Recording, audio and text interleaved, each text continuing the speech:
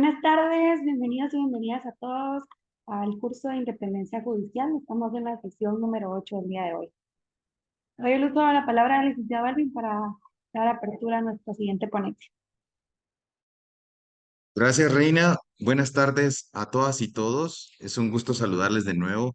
La verdad es que desde el Instituto de Estudios Comparados en Ciencias Penales, desde el Colegio de Abogados y Notarios de Guatemala, así como también de la Facultad de Ciencias Jurídicas y Sociales de la Universidad del Comahue, Neuquén, Argentina, es un gusto poder estar de nuevo con ustedes en esta jornada más académica que hemos venido desarrollando en este proceso de formación denominado eh, independencia judicial en contextos de lawfare. La verdad es que el día de hoy me siento muy contento y muy agradecido por quién nos va a acompañar, quién va a disertar en esta jornada.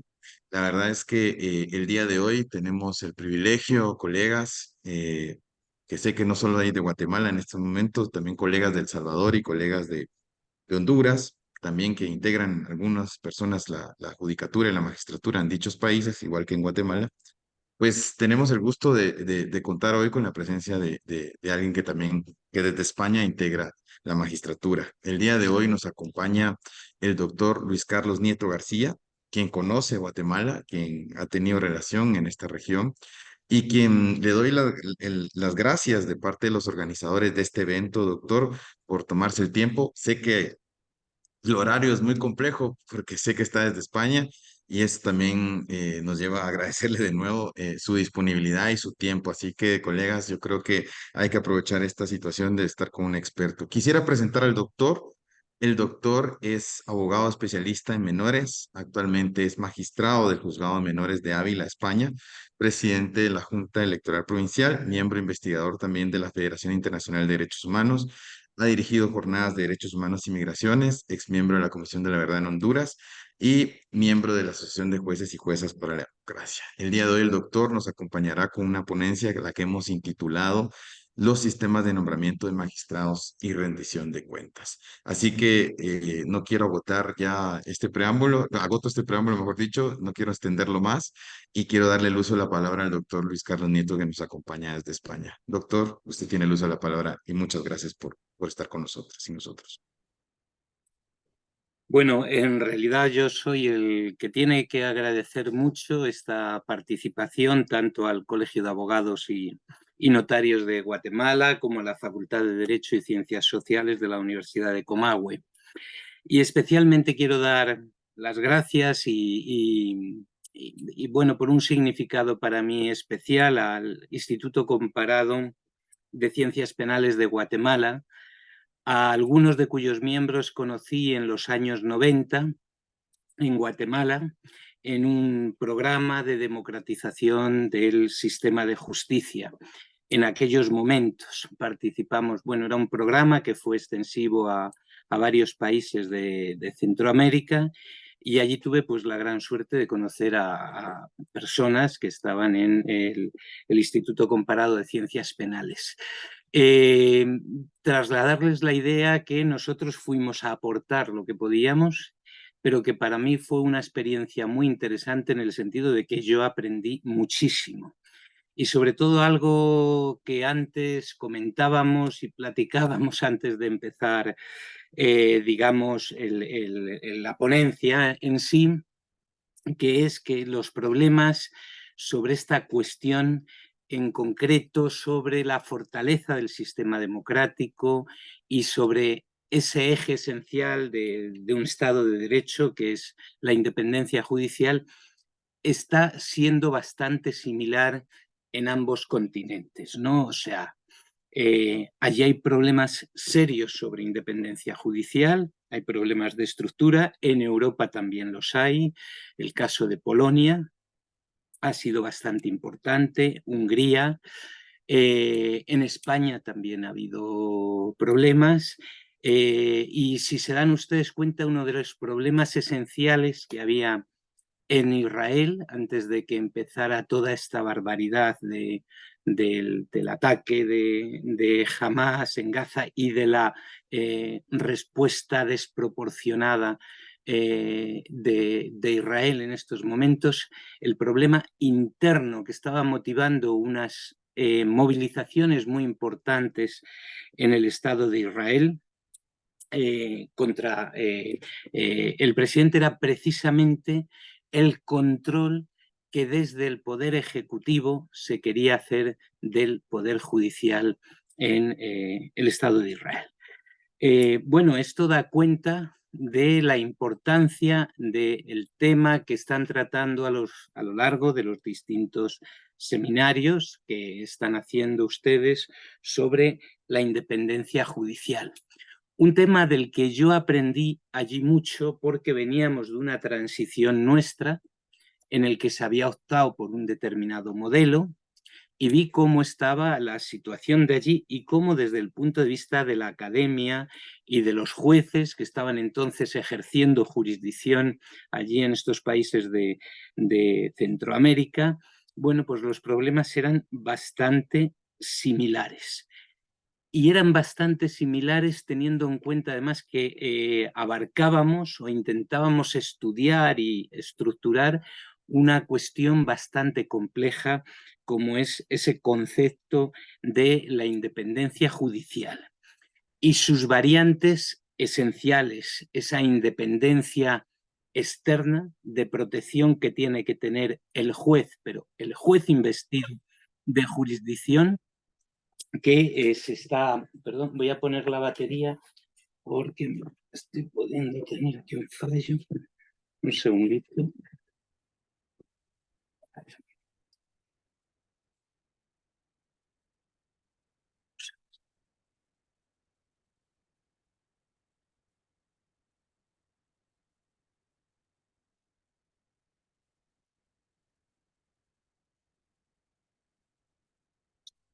Discúlpenme porque es que se me había desconectado el ordenador y me estaba quedando sin batería. Bueno, continúo después de pedirles disculpas por la interrupción. Bueno, allí ya lo que hablábamos de una forma bastante consciente era de la dificultad que existía para articular un poder judicial independiente que diera solución a las causas que le llegaban y cuál sería, en todo caso, la legitimación de este poder judicial y, además, cuál sería la responsabilidad del juez que estaba sometido únicamente a la ley. Y ya hablábamos entonces de la independencia, de la inamovilidad, de la responsabilidad, del sistema de responsabilidad del juez y del sometimiento únicamente a la ley. Esta era la estructura básica sobre la que ya estábamos trabajando entonces. Esto es muy importante y afecta al sistema de selección y de nombramientos de los distintos tribunales porque lo que se está hablando es de constituir un estatuto del juez que le permita valorar con independencia los casos a los que tiene que hacer frente. Esta independencia, por tanto, exigía un poder muy fuerte de independencia externa, es decir, que no hubiera control por parte de los otros órganos del Estado, ni por poderes económicos, ni por ninguna clase de interferencia. Y, por otro lado, estaba lo que llamábamos ya entonces la independencia interna, que es decir, frente a los órganos de gobierno y frente a la estructura del poder judicial. Esto considerábamos que era bastante importante, es el evitar que un órgano superior pueda interferir en las decisiones de un órgano inferior si no era a través de la utilización posterior, cuando ya resolvía el órgano competente para decidir en un momento determinado, a través del sistema de los recursos. Por tanto, esta independencia era esencial respecto de la propia organización jurisdiccional de un Estado. Y había un ejemplo entonces que tomábamos como muy interesante para ver qué es lo que no debía de ser este sistema de independencia interna de los propios órganos jurisdiccionales, que era un mecanismo, que había un recurso que había en Honduras, un mecanismo que había entonces en Honduras que se llamaba el recurso ad effectum videndi. Este recurso ad effectum videndi significaba que cuando un juez estaba conociendo de una determinada causa, podía ser abocada a la competencia hacia un tribunal superior para conocimiento de esta causa porque se la consideraba especialmente compleja. Este antimodelo de lo que es la independencia dentro de los propios órganos jurisdiccionales nos servía un poco de ejemplo para valorar todo aquello cuando trabajábamos sobre esto en Centroamérica. Y yo creo que fue muy interesante, porque, bueno, creo, por lo que me dicen los compañeros de Honduras, que este recurso ya no está vigente, pero bueno, es un exponente de cómo ha ido evolucionando todo esto en los distintos ordenamientos jurídicos. Para hacer un esquema antes de entrar en el modelo concreto de los nombramientos y del acceso a la carrera judicial, en Europa hay que hacer una breve síntesis de cómo se produce todo esto. En Europa hay una dura experiencia del nazismo y de los fascismos, y al final de la Segunda Guerra Mundial se idea un sistema de catálogos de derechos que se insertan en las constituciones europeas. Y aquella experiencia había llevado a una conclusión que desde el punto de vista del jurista yo creo que es muy importante. Es decir, la democracia representativa en determinados momentos podía llegar incluso a enloquecer de alguna forma, y es lo que había dado lugar a estos sistemas de, digamos, de desprecio a la vida y hacia los derechos humanos. Y por eso se optó por un sistema de catálogo de derechos fundamentales en las constituciones europeas posteriores a la Segunda Guerra Mundial, que yo creo que fue bastante importante. Se pasó hacia un sistema de constitucionalismo rígido y asentado en estas proclamaciones de derechos, que obviamente necesitaba una garantía de que se iba, digamos, una garantía de que se iban a respetar esos derechos. Y esta fue un poco la idea, la constitucionalización de estos derechos fue la idea de la que tuvo su raíz posteriormente la institución de garantía independiente, que fue la jurisdicción, y que es lo que ha sido la jurisdicción que está en los textos constitucionales europeos. El enraizamiento, la legitimación de esta garantía, pues está fundamentalmente en la vinculación únicamente por parte del juez a la ley, que es en definitiva el que tiene que decir cuál es el derecho. Y articulado sobre estos preceptos básicos: independencia, inamovilidad, responsabilidad, sometimiento único al imperio de la ley. Esa inamovilidad va a ser esencial para que no se puedan trasladar a un juez, para que no se le pueda jubilar, para que no se le pueda separar o suspender mientras está en la tramitación de una causa concreta. Solo puede acordarse esto por las causas que están previstas en la ley. Y esto es, digamos, la garantía de esa independencia judicial. Bueno, pues en base a esto, sabiendo cuál es esta función, voy a hacer y someter sobre todo a vuestra consideración, porque yo creo que esto es lo importante, el poder comentar cuáles son los distintos modelos. Voy a someter a vuestra consideración cómo está regulado en el ordenamiento español, cuáles son las fallas que nosotros hemos detectado y criticamos, cuáles son aquellas cuestiones que yo creo que son positivas dentro del sistema de nombramiento de los jueces. Y sí quería hacer un poco una comparativa entre los jueces que ejercen la jurisdicción directamente, lo que es el órgano de gobierno de los jueces, que es el Consejo General del Poder Judicial, ver también el sistema de nombramientos y también del Tribunal Constitucional en España. Vamos a empezar por los jueces, los que tienen jurisdicción inicialmente, y cuál es su sistema de acceso. En España hay un sistema de carrera judicial. Y el sistema de carrera judicial yo creo que es importante para defender la independencia de los jueces. Es un sistema de carrera judicial que eso va a garantizar una independencia, una inamovilidad, etcétera, etcétera, con las variantes o con las críticas que luego más tarde hablaremos y diremos.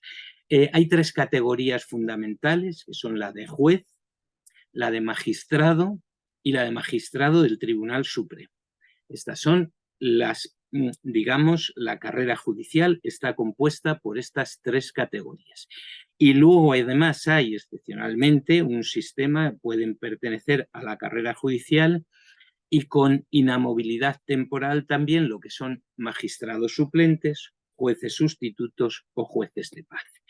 Los magistrados suplentes cuando hay vacantes que no se pueden cubrir por jueces o juezas de carrera, sino que y tienen que ser cubiertas por jueces o por magistrados suplentes o por jueces sustitutos. Pero estas son las 3 categorías básicas. ¿Cuál es la forma de acceder a la carrera profesional, a la carrera judicial?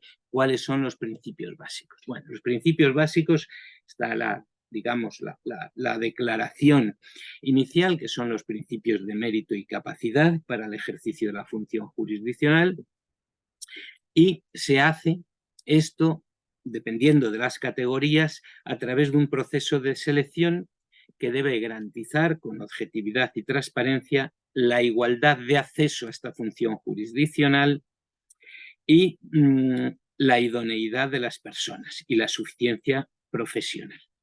Esto básicamente están establecidos 2 sistemas para jueces y magistrados y otro para magistrados del Tribunal Supremo. Para el sistema de jueces es un sistema de oposición libre y se realiza conjuntamente con la carrera fiscal y es seguida después por un curso teórico y práctico de selección que se hace en la Escuela Judicial. La Escuela Judicial es un complejo importante que está en la ciudad de Barcelona y allí es donde después de las pruebas selectivas se acude para completar la formación. Por tanto, tenemos un sistema de oposición libre que se hace junto con los fiscales y que termina en ese proceso de selección en la Escuela Judicial. El acceso a magistrado es por ascenso de los jueces cuando llevan un determinado tiempo y por una serie de circunstancias, acceden a la categoría de magistrado. Pero hay una reserva de 1/4 parte que se hace mediante concurso o oposición entre abogados, juristas de reconocido prestigio que acceden a esa 1/4 parte de las plazas de magistrados.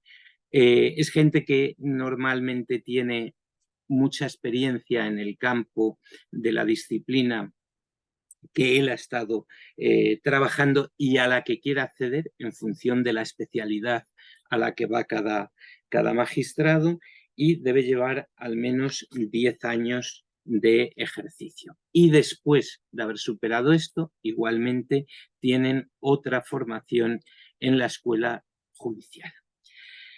Para el nombramiento de los magistrados del Tribunal Supremo,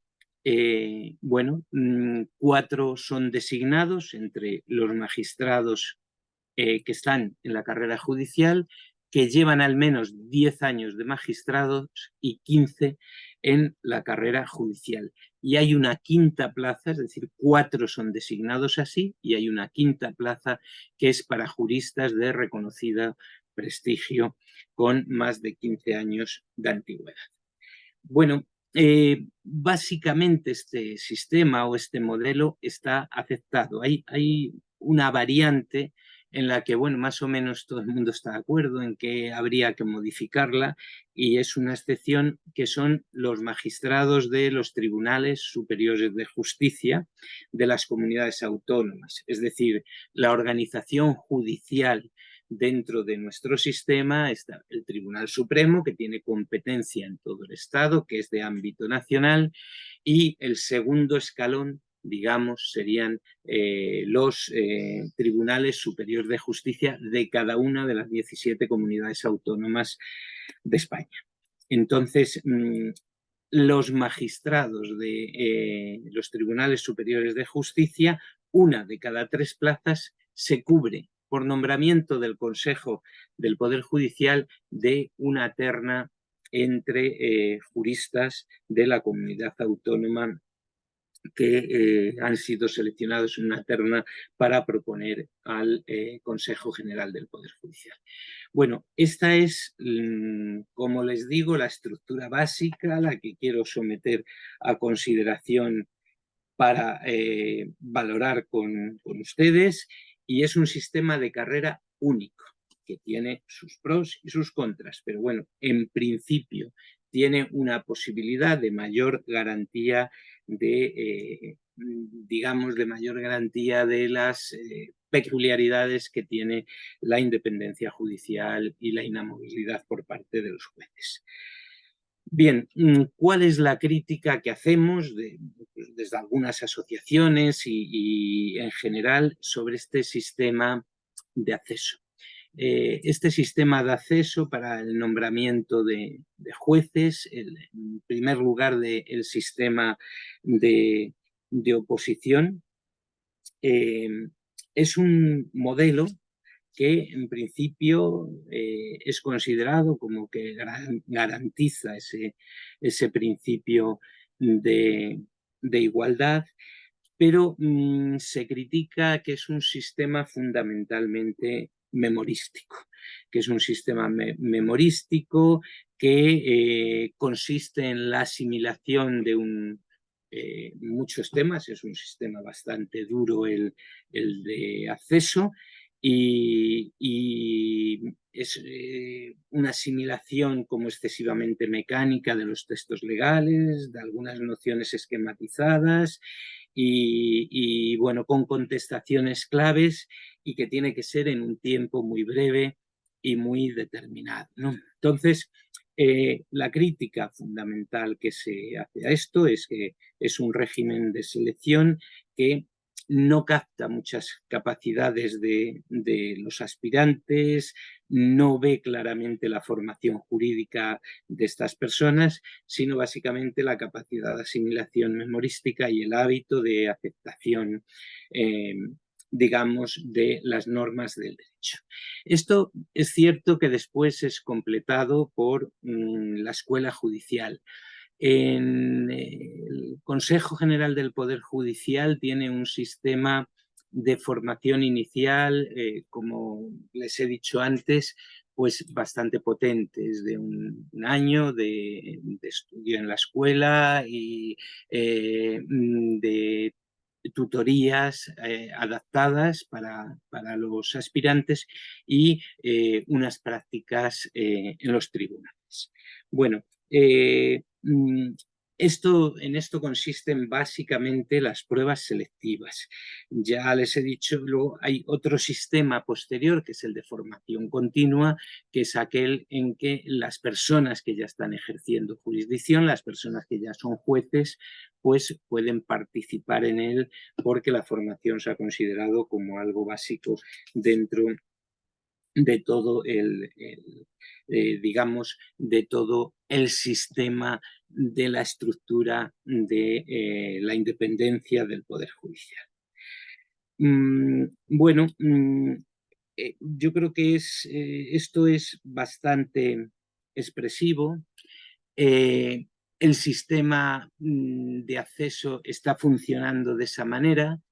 La asistencia a la escuela judicial es muy importante para la formación de jueces y estamos viendo algo que es importante porque el juez también, ahora vamos a ver un poco cómo se articula todo el sistema del Tribunal Constitucional en España, para que vean también un poco cómo el juez también puede tener acceso a ese control de la constitucionalidad y, por tanto, el nombramiento.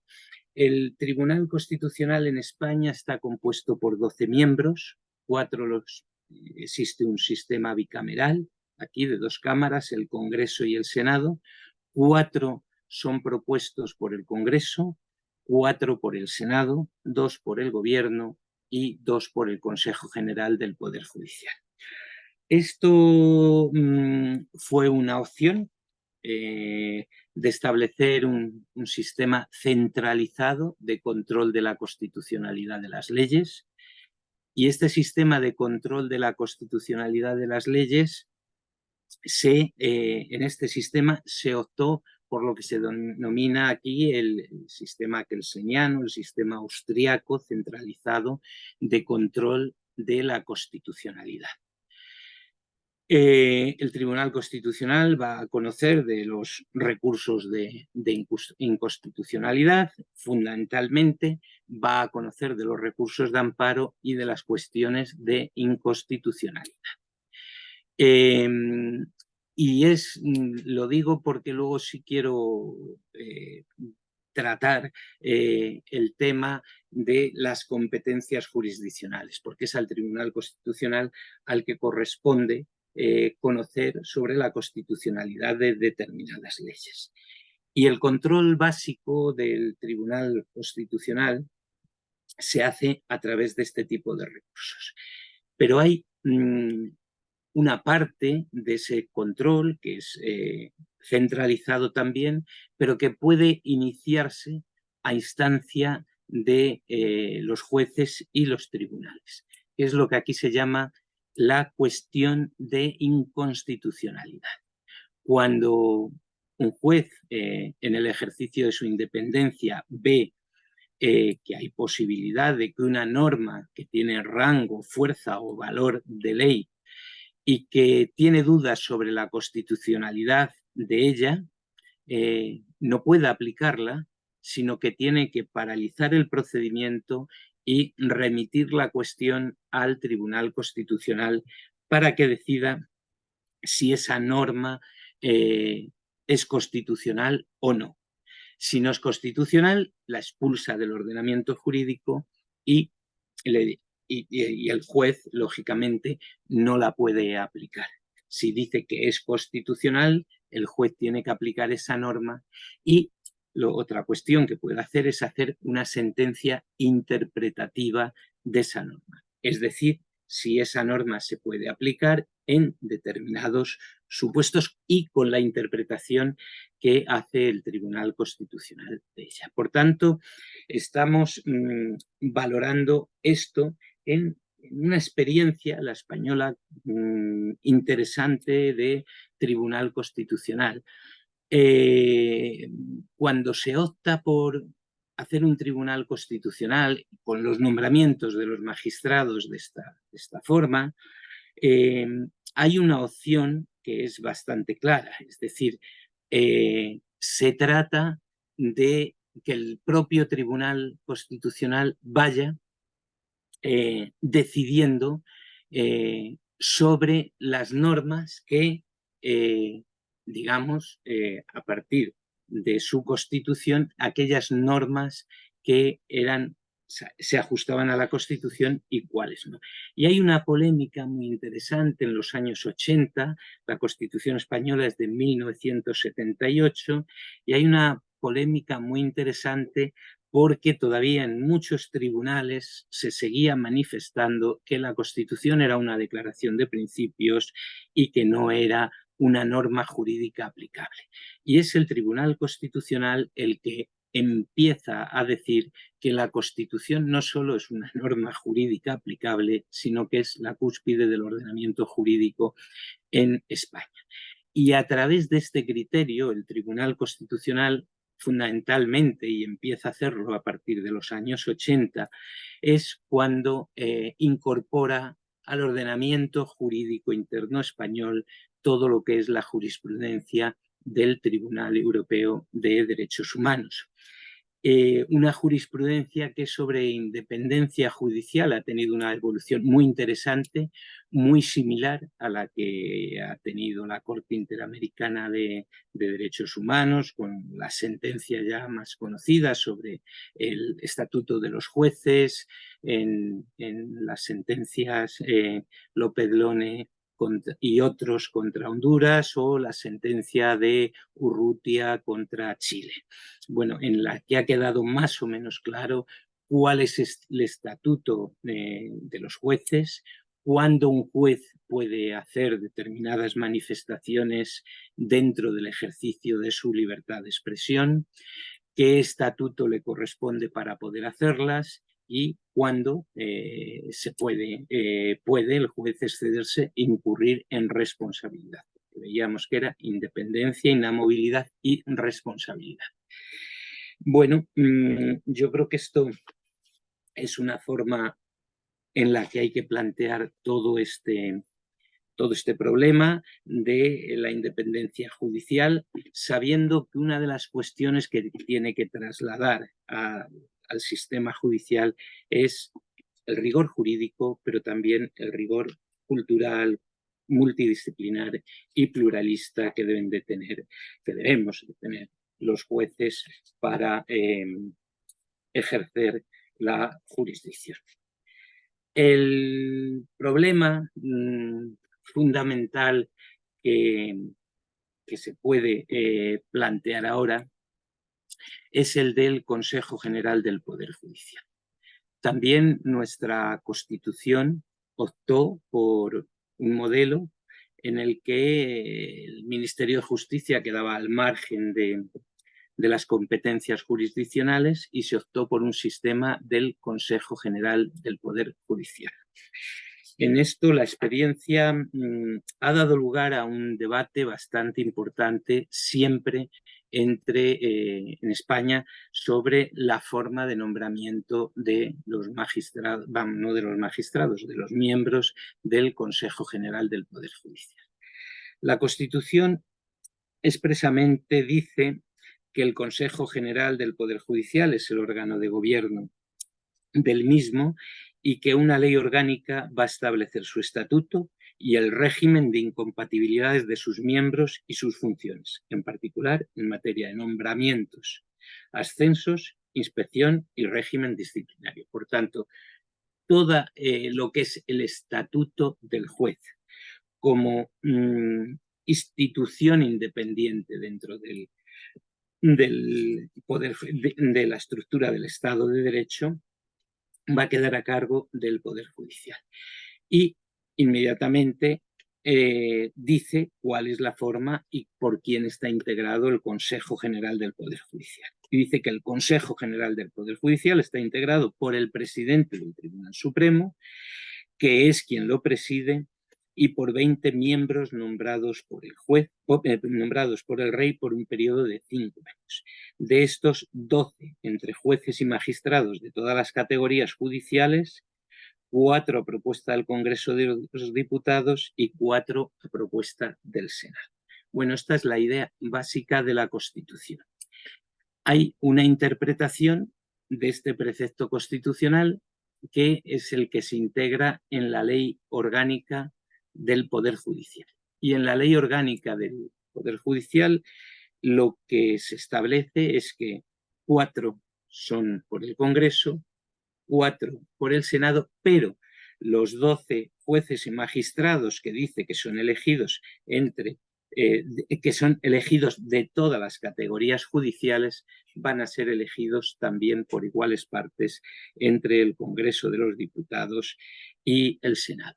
Por tanto, son 20 personas elegidas 12 de ellos necesariamente tienen que ser jueces y magistrados y posteriormente ellos eligen al presidente del Tribunal Supremo y del Consejo General del Poder Judicial.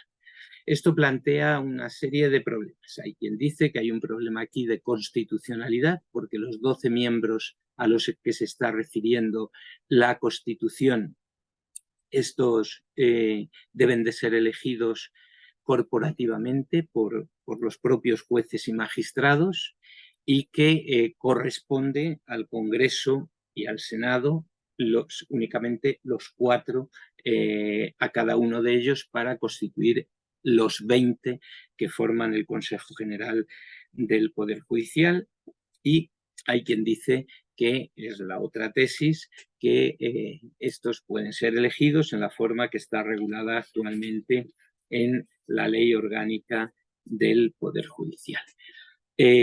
Bueno, esta es la cuestión fundamental que se está planteando ahora mismo en España. Hoy ha empezado y mañana terminará normalmente una sesión de investidura y una ley importante, que es una ley de amnistía por un problema de un proceso secesionista en la comunidad autónoma de Cataluña, y se ha presentado una proposición de ley sobre esta cuestión. El Consejo General del Poder Judicial tiene que informar las leyes que se tramitan a través de un proyecto de ley. Ellos hacen su informe correspondiente, como el Consejo de Estado y otra serie de instituciones, antes de la tramitación de la ley. El tema es que es una ley que se ha presentado como proposición de ley y el Consejo General del Poder Judicial ha emitido un informe, digamos, al margen del traslado que le dan en los anteproyectos de ley para que pueda emitir los informes como es su obligación constitucional. En este caso no lo es y lo ha hecho, y hay un problema sobre la independencia judicial bastante importante en este momento en España, precisamente por estas cuestiones. Estas cuestiones de, digamos, de intentar hacer una valoración de una ley sin actualizar o sin hacer el procedimiento ordinario por parte del Consejo General del Poder Judicial. Es decir, es una crítica a una ley en la que no tiene que emitir informe. Y esto está planteando una vez más el tema de la independencia judicial en España.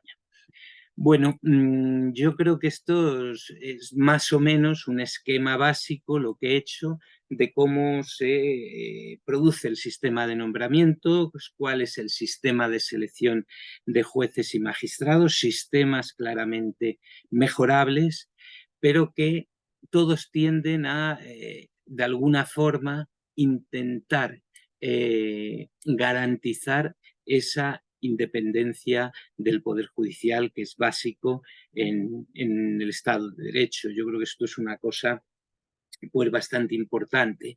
Hay incluso sobre el sistema de elección del Consejo, hay estas dos fórmulas, quien defiende que esos 12 tienen que ser entre jueces y magistrados, quien defienden el sistema actual de la ley orgánica del Poder Judicial. Incluso hay otras valoraciones diferentes.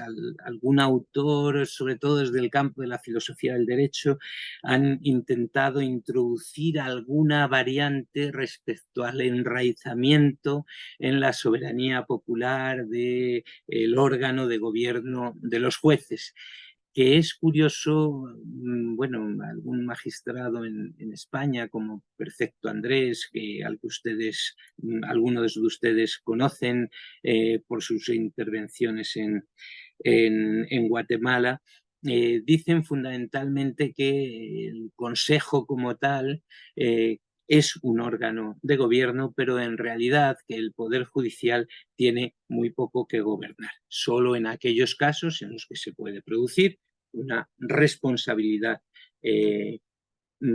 penal por la comisión de un delito por parte del juez. El caso más claro que se pone siempre como ejemplo es el caso de la prevaricación, una responsabilidad civil cuando por una culpa o negligencia causa un daño a unas determinadas personas y tiene que responder con responsabilidad civil, o la responsabilidad disciplinaria, que es aquella que está tasada con faltas muy graves, graves o leves, en el ejercicio de su función jurisdiccional. Por eso algún autor, como les decía, ha planteado intentar enraizar a través de otros mecanismos el poder judicial en la soberanía popular y hacer un sistema semielectivo entre un cuerpo grande, un grupo grande de jueces, y entre ellos luego, una vez que son elegidos, ir seleccionando quiénes son los que van a formar parte de ese órgano de gobierno de los jueces. Bueno, por tanto, yo creo que es un sistema muy abierto, creo que es un sistema muy interesante para el debate. Nosotros tenemos el debate abierto en estos momentos de una forma bastante importante. Ya les he comentado antes cómo en Europa había problemas serios en muchos países sobre el Poder Judicial. Comentaba antes de la presentación con Elvin del Instituto Comparado de Ciencias Penales, bueno, el problema de Guatemala ahora, eso sí que es un problema serio de independencia en el que tantos jueces y fiscales están teniendo que salir del país. Yo creo por eso que el articular un estatuto sobre el Poder Judicial es muy importante, porque además ese estatuto les da una cobertura, desde mi punto de vista, yo creo que esencial, porque les dota de valor, es decir, de valentía para poder decidir conforme al derecho, es decir, dar voz al derecho analizado desde el punto de vista de los derechos fundamentales. Yo creo que eso es clave y es una cuestión importante. Y el Estado de Derecho no puede funcionar si no hay un sistema de independencia judicial garantizado. Y no solo desde la cobertura del juez hacia poderes exteriores, sino muy esencialmente también desde digamos, esa posible interferencia interna de las propias estructuras del Poder Judicial, que al final bueno, pues tienen su trascendencia en la promoción, en el escalafón, etcétera, etcétera, y eso puede ser muy complejo. Bueno, pues esto es un poco la exposición que les quería hacer, y sobre todo intentar poder hablar o abrir un debate ahora, que me dijeron que era más o menos el criterio que hacían sobre esto, y poder debatir con todos ustedes. Y muchas gracias por su atención.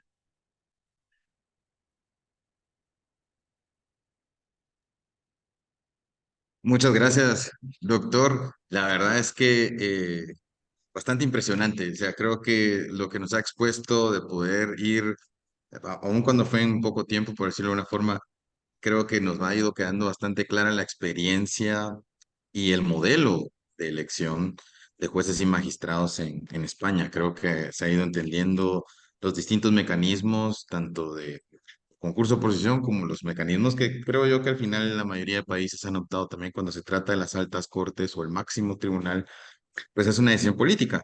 Incluso déjeme comentarle que en este momento el Congreso de la República, en cumplimiento de una orden de la Corte de Constitucionalidad, está eligiendo la próxima, bueno, está eligiendo Corte Suprema de Justicia después de 4 años de que no lo realizó. Es un problema, es otro problema más, digamos, en la independencia judicial que se puede identificar en el país. Pues en este momento están cumpliendo la orden y están eligiendo ya magistrados.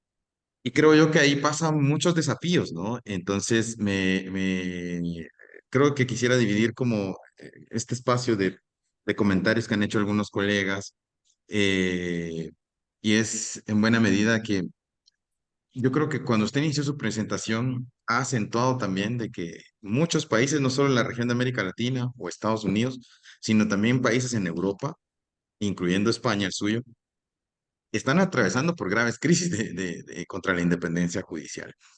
Ahí es una pregunta muy fundamental desde qué podemos hacer la ciudadanía o qué podemos hacer también desde el gremio de abogadas y abogados para poder acompañar los procesos de defensa o fortalecimiento de la independencia judicial siempre en el marco del Estado de Derecho, porque me parece a mí que si se va socavando la independencia judicial, creo que independientemente qué sesgo se tenga, y no es una discusión política ideológica, sino es una discusión de quienes tenemos vocación democrática, ¿no?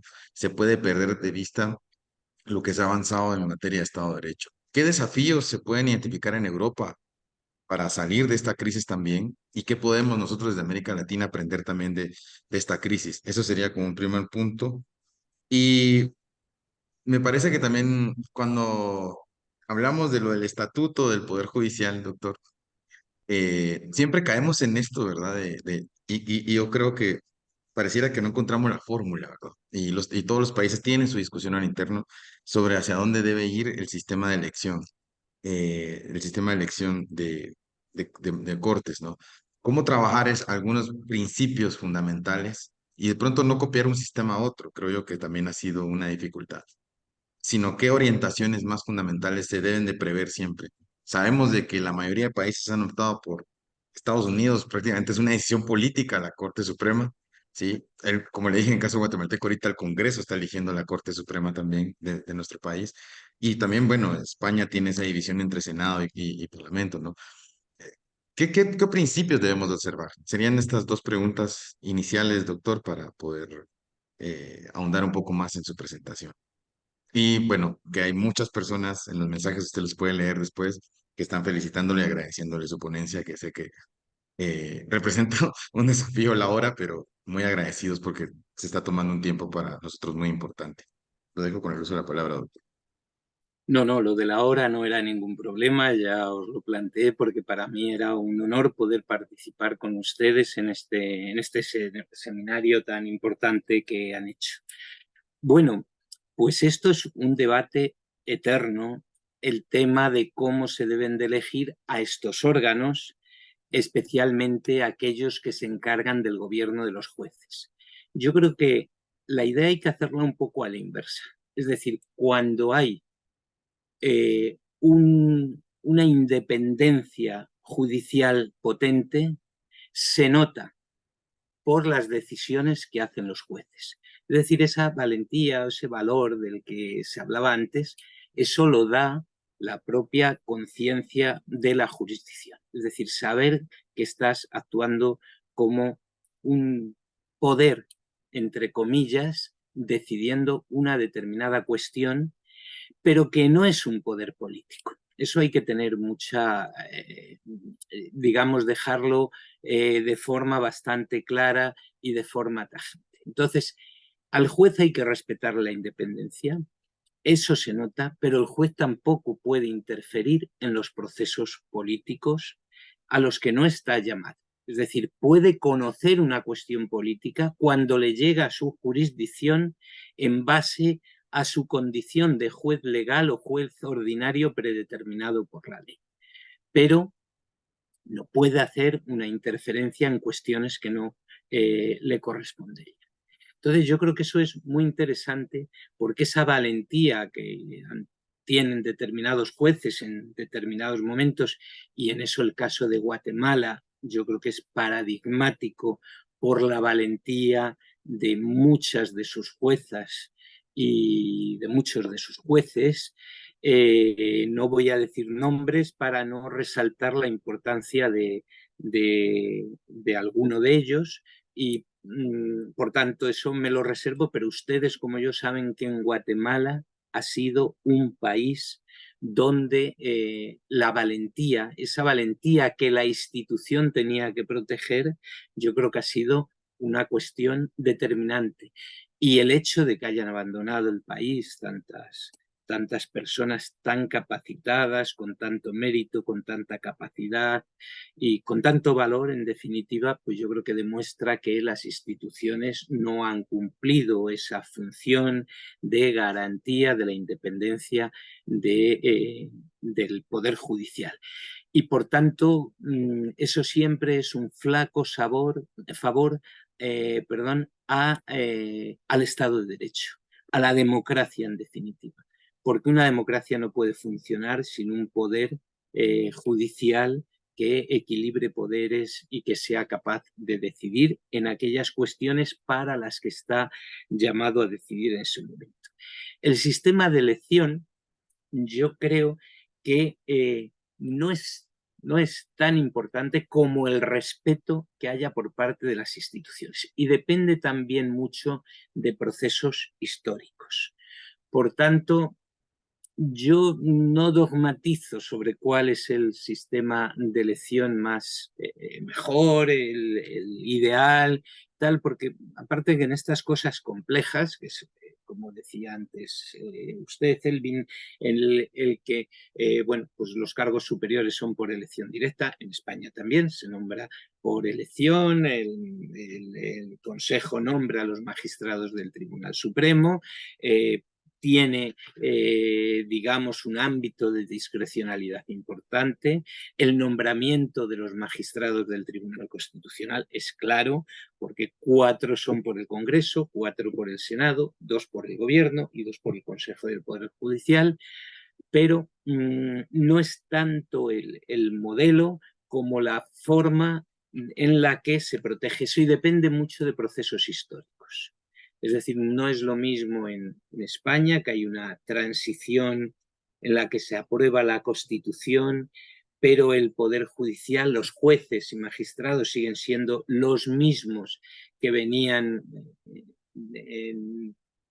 digamos, en palabras de Perfecto Andrés, de unas oposiciones patrióticas, ¿no?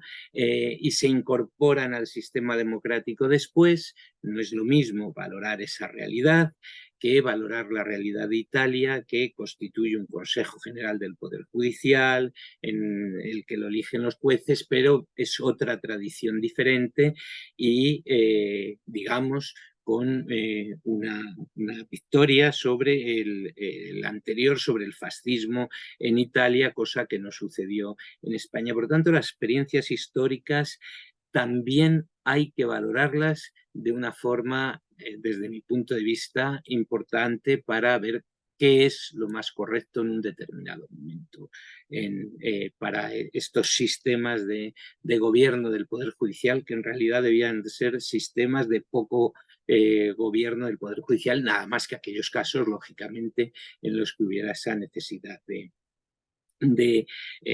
comisión de un delito a través de la responsabilidad penal, de la responsabilidad civil o la responsabilidad disciplinaria. Entonces, bueno, yo creo que eso es una cuestión importante.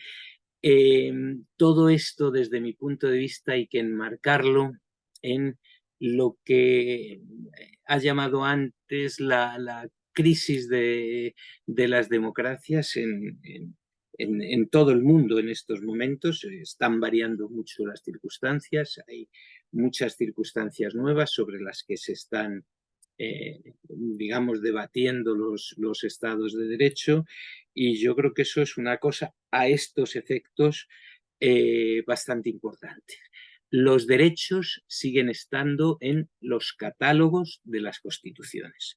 Los derechos siguen estando en los tratados internacionales.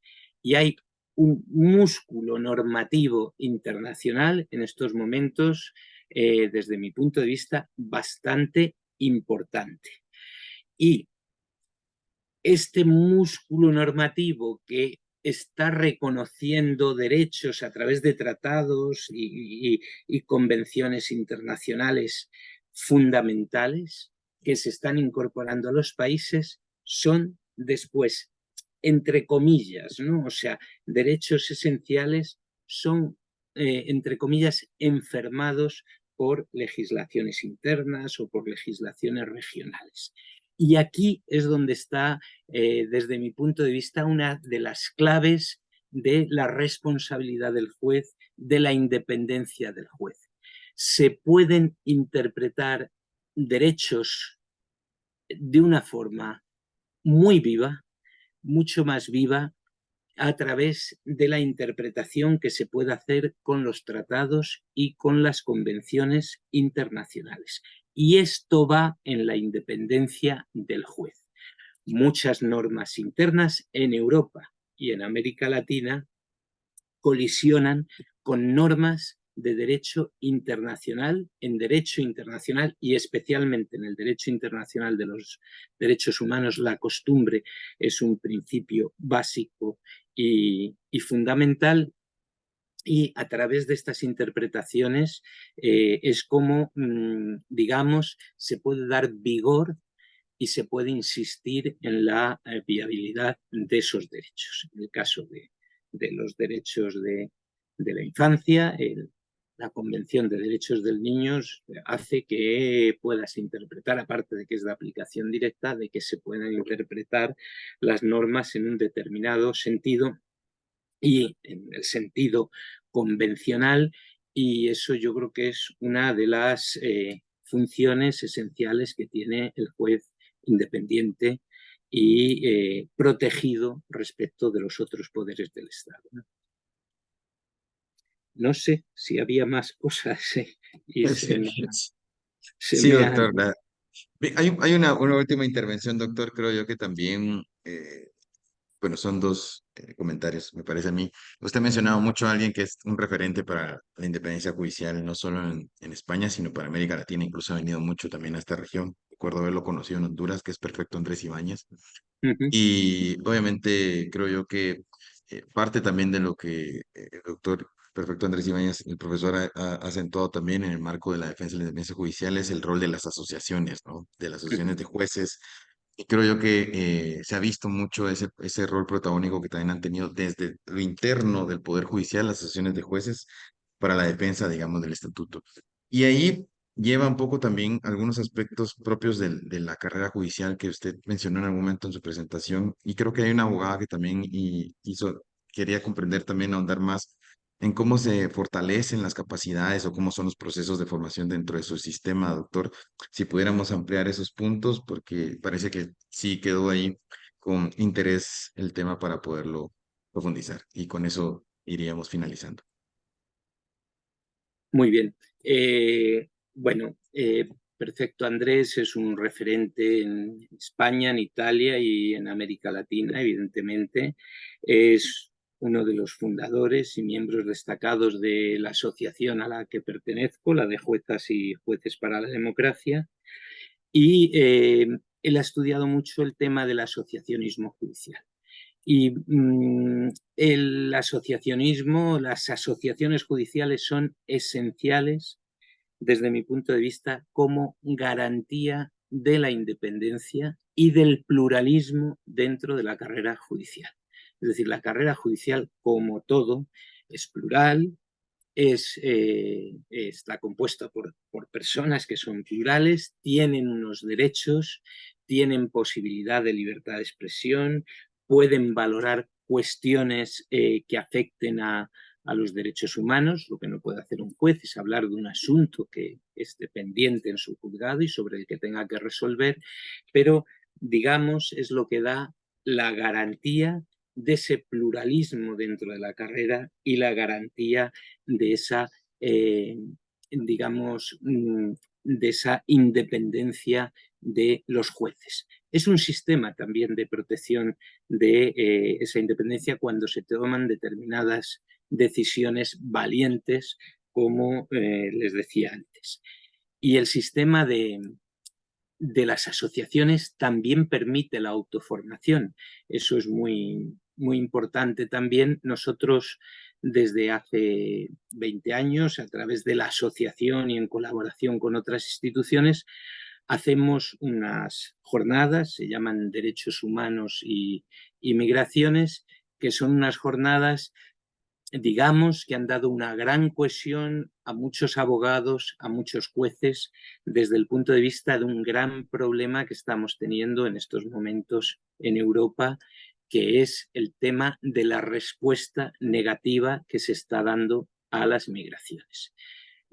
Según la Organización Internacional de las Migraciones, desde el año 2015, que es desde el que se tienen datos, ya más de 30.000 personas han fallecido en el Mediterráneo. Europa no puede consentir eso desde nuestro punto de vista. Y como jueces estamos organizando estas jornadas en las que insistimos en cuáles son los derechos, en los derechos que tiene la persona migrante, en los derechos que tiene la persona refugiada, y además cumplimos con una cosa que para nosotros es muy importante, que es ese deber de memoria, es decir, esa idea de que de aquí a unos años, cuando se analice esta tragedia de Europa, pues la gente pueda decir, o los estudiosos puedan decir, no, esto no era unánime en Europa, sino que había una sociedad, un sector de la sociedad que decía esto.